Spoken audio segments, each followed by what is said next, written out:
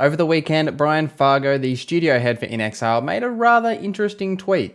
I want everyone to know that we love the Wasteland universe and will continue to hone the experience. Long after bug squashing is complete, we'll continue to add UI improvements, optimize load times, and bring on DLC expansions and more.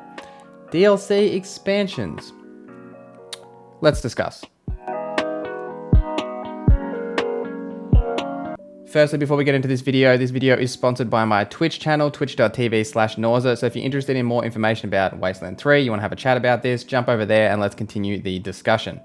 Obviously, for those of you that have been playing the game on consoles, you'll be well aware of the tons of issues that In Exile have had with the game on console.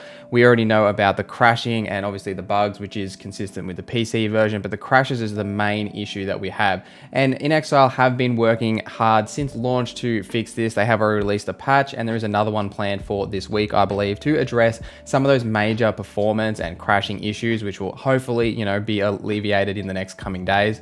What really interests me is the DLC mentioned in this tweet. Wasteland 2, if you remember, didn't really get any DLC or expansions in that way. There was the director's cut, which came with some updated graphics and engine, more voiceover for some of the dialogue in the game, the precision strike, some updates to the character creation, being the perks and quirks systems, which all of these features are in Wasteland 3 now. So it's not like we're going to get a director's cut for Wasteland 3, adding the same things that was added in Wasteland 2. Now, they do mention in the tweet that there is going to be some UI improvements, which I think is definitely needed because the inventory sorting system is terrible and they really need to fix that. But outside of that, the DLC expansions, I wonder what they could add. I've got a couple of ideas, so let's wildly speculate. So the first one is something that is mentioned throughout the game, which I think is maybe going to be saved for the sequel. It feels more like a sequel setup than like a DLC setup, but that is the story with Ironclad.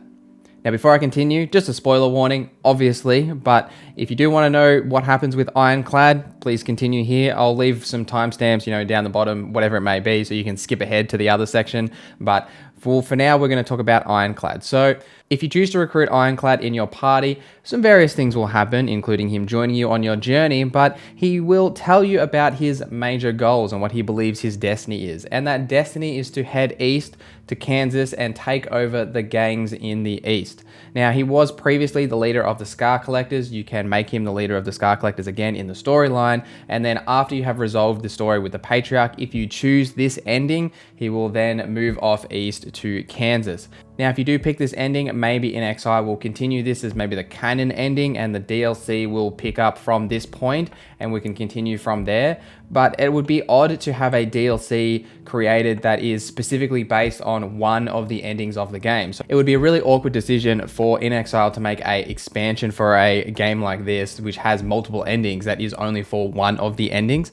Maybe regardless of the ending you choose, this Kansas option will play out. So if you don't choose to hire Ironclad in your team, he will somehow on his own merit gain back the Scar Collectors and go back east. And then when you do pick up this DLC, your choices that you made with the Patriarch still matter, but the outcomes with Ironclad will be different. It seems more to me like this is a Wasteland 4 setup, but this would be a really interesting DLC that I can see them going for as we move more east. The more areas that we could get with Wasteland 3, especially with DLCs, is fantastic. I mentioned in my review, which came out earlier this week, I'll leave a link to that up here somewhere. I would prefer to take my current team east to resolve this conflict or possible conflict, whatever it may be, with Ironclad, because that is the team that knows Ironclad. Think about between Wasteland 2 and 3, it's a different team. You are obviously still yourself playing the game, but the team members are different. It's Team Echo and Team November. It'd be much beneficial if, you take Team November through to East, so you still have got those choices that you made with Ironclad, and you can see the outcomes of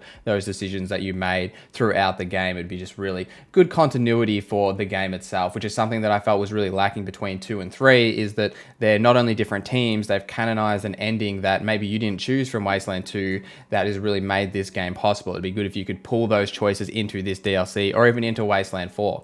The other idea that I had is a little bit more general, and I think it's probably the direction they're going to go. At least the most safest bet is more just extra content for the game, right? So if you think about, if you have finished the game and you've played through all the content, for the most part, there is really only the main story with these massive open areas. There is obviously side quests and side areas to explore and do, don't get me wrong, but the main big open areas in the game are all related to the main quest. So Bazaar, Colorado Springs, wherever the Gippers are with Regan, I forget what that place is called, where the machine commune is, up in Aspen and in Denver, Denver, that was the name of the place. There we go, we remembered.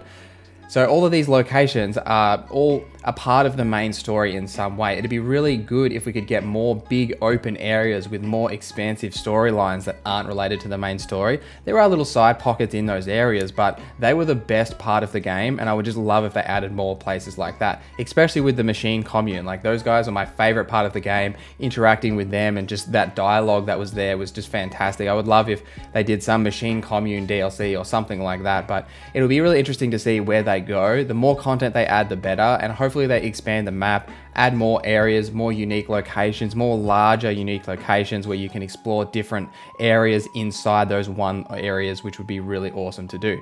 So the last thing is, when should we expect this DLC, or even any information, hard information about this DLC? I would not expect this for at least 6+ months. In the CodeCarnage Twitch stream where they interviewed Brian Fargo, he did mention that there are people writing on this DLC, but the main core part of the team are still working on the base game and trying to fix some of the issues that they have with that. So it could be a very long time before we see this, especially if they haven't even started working in the game itself. If that's just in the writing phase and the real conceptual phases of development, there could be a very long time before we see this. And I wouldn't be expecting something until maybe next year at the earliest. You think about the Outer Worlds, they came out in September last year, and it's basically September this year before we've got the DLC for that. So it could be a similar situation there, but I imagine it won't take as long to make a DLC as it does to make a fully fledged game. Let me know in the comments below any thoughts that you might have on the possibility of a DLC. Brian Fargo has also mentioned this in the CodeCarnage Twitch stream over the weekend, as well as in a couple of articles, which I'll link in the comments below in some interviews that he did, just so you can see some of the information that he's also mentioned, which isn't necessarily about the DLC, just some interesting things about the game. But I'll have all that linked in the description for you down below. Let me know if you guys have any DLC ideas, what you would like to see added to the game, if there's any changes to the game itself that we have, or any other content ideas that you might have. Please follow me on Twitter, Instagram, and on Twitch, where I stream 3 days a week, Tuesday, Thursday, and Sunday Australian night times. Hope to see you guys there in the next stream. Thank you for watching this video. My name is NorZZa, and I hope you have a great day.